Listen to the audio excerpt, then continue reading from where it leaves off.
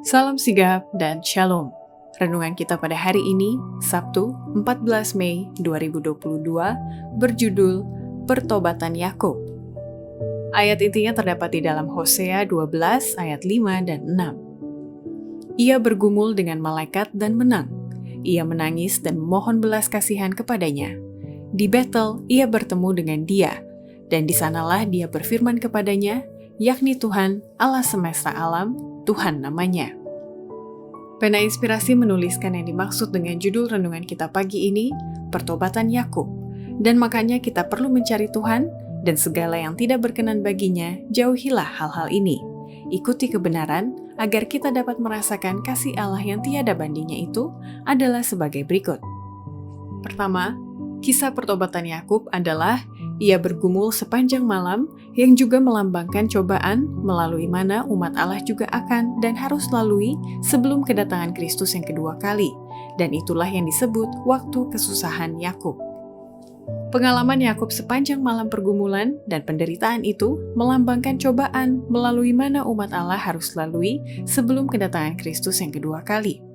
Nabi Yeremia di dalam khayal yang kudus memandang kepada masa ini, berkata, "Telah kami dengar jerit kegentaran, kedahsyatan, dan tidak ada damai. Setiap muka berubah menjadi pucat. Hai, alangkah hebatnya hari itu. Tidak ada taranya. Itulah waktu kesusahan bagi Yakub, tetapi ia akan diselamatkan daripadanya." Kedua, kisah pertobatan Yakub adalah ia bergumul dengan Allah dan tidak henti-hentinya ia berdoa dengan tekun, yang juga melambangkan umat Allah yang harus segera memeteraikan kesaksian mereka dengan darah mereka, seperti para syuhada sebelumnya. Bagi pandangan manusia, hal itu akan tampak bahwa umat Allah harus segera memeteraikan kesaksian mereka dengan darah, sebagaimana yang dilakukan oleh para syuhada sebelumnya. Mereka sendiri mulai takut, jangan-jangan Tuhan telah membiarkan mereka jatuh ke tangan musuh-musuh mereka. Itulah saat penderitaan yang sangat mengerikan. Siang malam mereka berseru kepada Allah meminta kelepasan. Seperti Yakub, semua bergumul dengan Allah. Wajah-wajah mereka memperlihatkan pergumulan batin. Semua wajah menjadi pucat. Namun, mereka tidak henti-hentinya berdoa dengan tekun. Ketiga, kisah pertobatan Yakub adalah ia tidak akan melepaskan kaki malaikat Tuhan itu yang adalah Yesus sebelum ia memberkatinya, yang juga melambangkan pertobatan umat Allah dengan sungguh-sungguh untuk mendapatkan kasih kemurahan Yesus yang besar itu.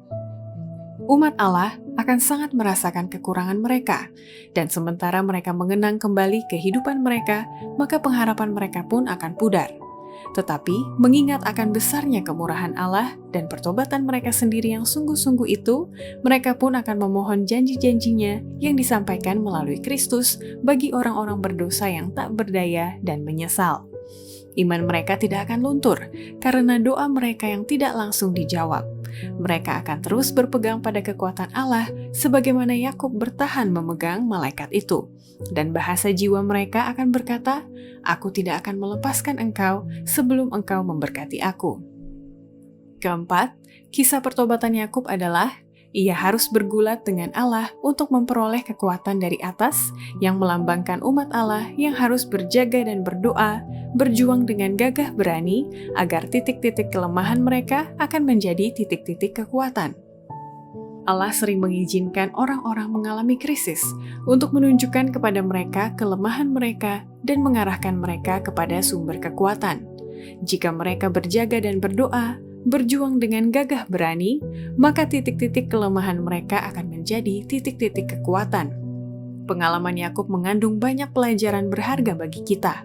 Allah mengajar Yakub bahwa dengan kekuatannya sendiri, ia tidak akan pernah memperoleh kemenangan, bahwa ia harus bergulat dengan Allah untuk memperoleh kekuatan dari atas. Demikianlah renungan kita pada hari ini, kiranya Tuhan memberkati kita semua.